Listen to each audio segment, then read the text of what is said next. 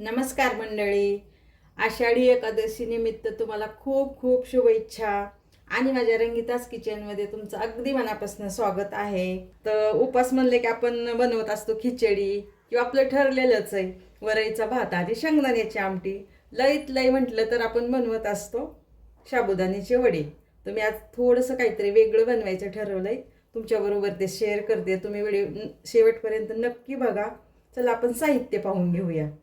तर साहित्य आपल्याला लागणार आहे 1 वाटी वरई म्हणजेच भगर, थोडेसे 2-3 चमचे शेंगदाणे, शेंगदाणे थोडेसे मोठे बघून घ्यायचे, आणि हा 1 बटाटा, थोडेसे मी इथं काजू घेतलेले आहेत, 2-3 हिरव्या मिरच्या, आणि हे पनीर घरीच बनवलेलं आहे अगदी स्वच्छतेची काळजी घेऊन, आणि चवीनुसार मीठ. आपल्याला लागणार आहे तूप, तुम्ही तेल सुद्धा वापरू शकता. आणि हा आपल्याला पुलाव तर बनवायचाच आहे, तर त्याच्याबरोबर आपण बनवणार आहोत रताळ्याची टिक्की. तर हे रताळे ना मी आधीच उकडून घेतलेले आहेत. कसं होतं लगेच गरम गरम, आणि रताळे उकडताना काळजी काय घ्यायची, डायरेक्ट कुकरला पाण्यात रताळी टाकायची नाही. त्याच्यावरती एक डिश ठेवा, खाली स्टँड ठेवायचं, जेवढं पाहिजे तेवढं पाणी ठेवायचं, आणि एखादी अशी जाळीची डिश किंवा मग साधी जरी ठेवली तरी चालेल, त्याच्यामुळे रताळी ठेवायची. हे रताळ्याचं ना सालं थोडीशी होती म्हणून मी काढून घेतली होती. आणि नंतर हे कुकरला 3 शिट्ट्या लावून घेतलेल्या आहेत. त्याच्याबरोबर आपल्याला लागणार आहे अर्धा बटाटा, हाही उकडून घेतलेला आहे, आणि हे थोडंसं राजगिऱ्याचं पीठ घेतलेलं आहे 3-4 चमचे, आणि हे कुटून घेतलेली हिरवी मिरची, आणि चवीनुसार मीठ. आपण रताळ्याची टिक्की ही बनवूया. तर सगळ्यात आधी मी आता वरई भाजून घेते. अगदी 2 मिनटं भाजून घ्यायची आहे वरई ना. 2-3 मिनटं आपण भाजून घेऊया. आणि ह्याच कढईमध्ये पुलाव बनवणार आहे मी. पुलाव बनवायला जेणेकरून असं पसरट भांडं पाहिजे, म्हणून मी ह्याच कढईत बनवणार आहे. आपण आता ही भाजली आपली वरई छान, बघा अशी ना फुलते छान. आता आपण ही काढून घेऊया. आता आपण कढईमध्ये तूप घालूया. मोठे 2 चमचे मी तूप घालते.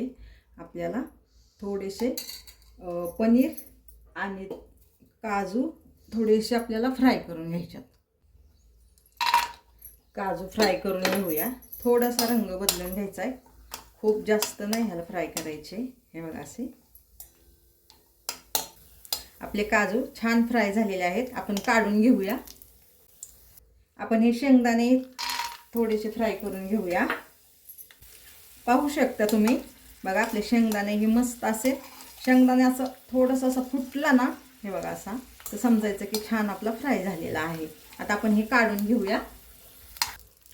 आता आपण हे पनीरचे तुकडे पण थोडेसे फ्राय करून घेऊया. तुम्हाला हवा असलं तिथं आणखीन काय तुम्ही ड्रायफ्रूट घालू शकता, रताळ्याचे बारीक केलेले काप सुद्धा घालू शकता. तर मी म्हणलं पनीर तो उपासाला चालतोच ना, म्हणून मी हे घरीच पनीर बनवून घेतलेलं आहे. बघा कसं मस्त झालेलं आहे आपलं पनीर पण. पाहू शकता तुम्ही, आपलं पनीर पण मस्त असं गोल्डन रंगावरती तळून झालेलं आहे. आता आपण हे पनीरही काढून घेऊया. आता इथं मी टाकणार आहे बटाटा आणि मिरची.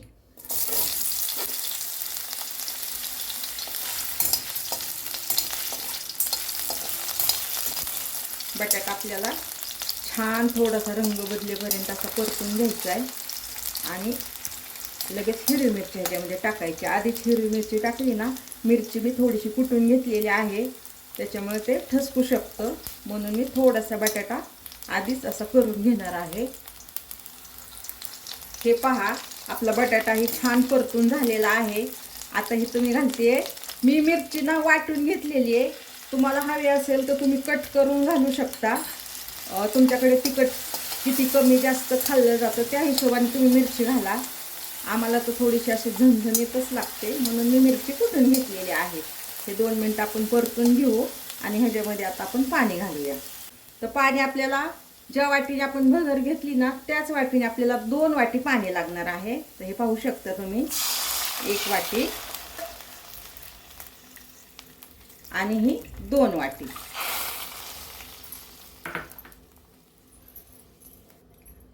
आता आपण इथे मीठ पण टाकणार आहोत.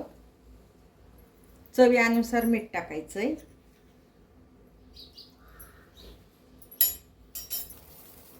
पाणी आपलं छान गरम झालेलं आहे. आता आपण ह्याच्यामध्ये वरे घालूया.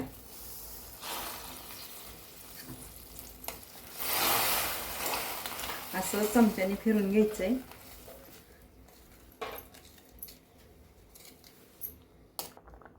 अगदी 2 मिनिटं मी ह्याच्यावरती झाकण ठेवणार आहे आणि नंतर जे आपण हे फ्राय करून घेतलेले शेंगदाणे आहेत ते नंतर घालायच्यात आपल्याला.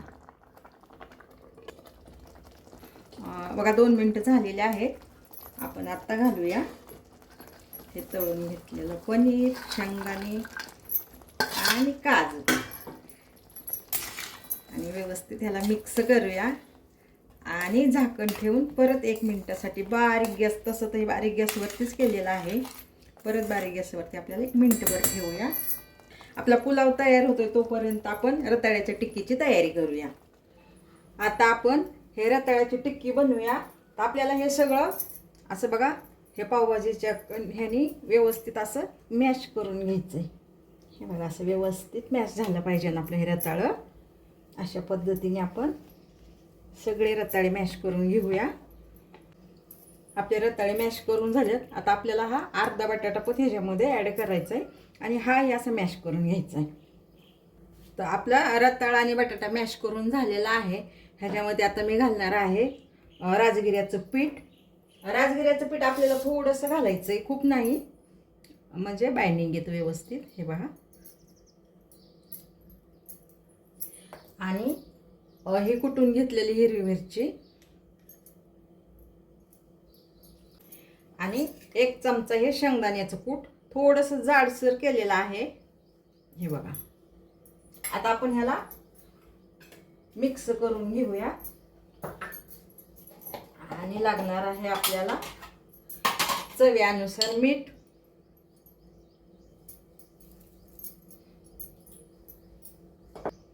ह्याला आपण आता व्यवस्थित मिक्स करून घेऊया. हे पहा आपलं व्यवस्थित मिक्स करून झालेलं आहे. आता आपण ह्याच्या गोल गोल छोट्या छोट्या टिक्की बनवून घेऊया.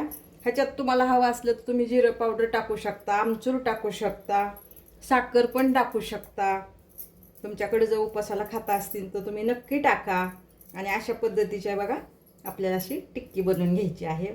पाहू शकता तुम्ही आपली सगळी ही रताळ्याची टिक्की बनवून झालेली आहे. अशी खूप मोठी पण नाही आणि खूप लहान पण नाही अशी करायची. आता आपण याला फ्राय करून घेऊया. मी गॅसवरती पॅन गरम करायला ठेवलेला आहे आणि ही टिक्की आपल्याला अशी शेंगदाण्याच्या कुटात थोडीशी अशी कोट करून घ्यायची. हे बघा अशी. पॅन आपला गरम झालेला आहे. आता मी इथं तूप टाकते. तुम्हाला हवं असल्यास तुम्ही शेंगदाण्याचं तेल वापरू शकता.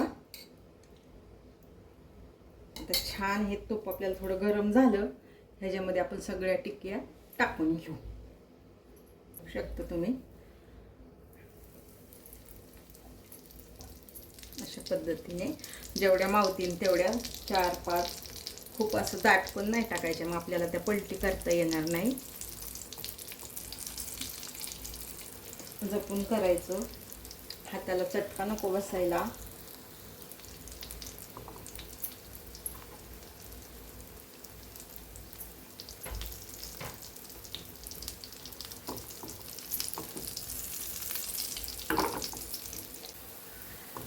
आता आपण याला पलटून घेऊया. बघा ह्याचा रंग कसा बदललेला आहे, मस्त असा सोनेरी रंग आला ह्याला. पाहू शकता तुम्ही. हलक्या हाताने पलटून घ्यायच्या जेणेकरून तुटायला नको. सगळे अशा पलटून घ्या. तुम्ही पाहू शकता आपली ही टिक्की आलटून पलटून अशा पद्धतीने बघा मस्त अशी सोनेरी रंगावरती छान अशा परतून झालेल्या आहेत. आता आपण ताटात काढून घेऊया. ह्या पद्धतीने आपली उपासाची थाळी बनवून तयार झालेली आहे. हे पाहू शकता तुम्ही. कोशिंबीर पण केलेली आहे. तर हा आपला वरईचा पुलाव म्हणजेच भगरीचा पुलाव. हे आपले रताळ्याची टिक्की. मी काय केलं होतं, रताळ्याचे जे साल आहेत ना ते काढून ठेवली होती आणि ते नंतर बघा अशी तेलामध्ये तळून घेतलेले आहेत. मस्त क्रंची क्रंची झालेले आहेत आणि डेकोरेटसाठी त्याच्यावरती लावलेले आहेत. मिरच्या पण 2 तळून घेतलेल्या आहेत. ही जी आपण वर्षभराच्या पापड्या करून ठेवलेल्या असतात, साबुदाण्याची पापडी तळलेली आहे, ही उपासाची चकली तळलेली आहे आणि कोशिंबीर उपासाची खूप सोपी आहे करायला.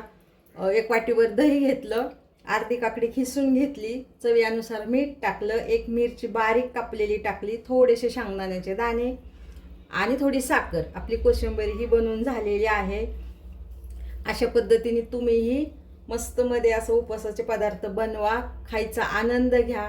व्हिडिओ आवडला असेल तर लाईक करा, चॅनलवरती नवीन असाल तर सबस्क्राईब करा आणि असेच माझे व्हिडिओ बघत राहा आणि तुमची प्रतिक्रिया देत राहा. धन्यवाद.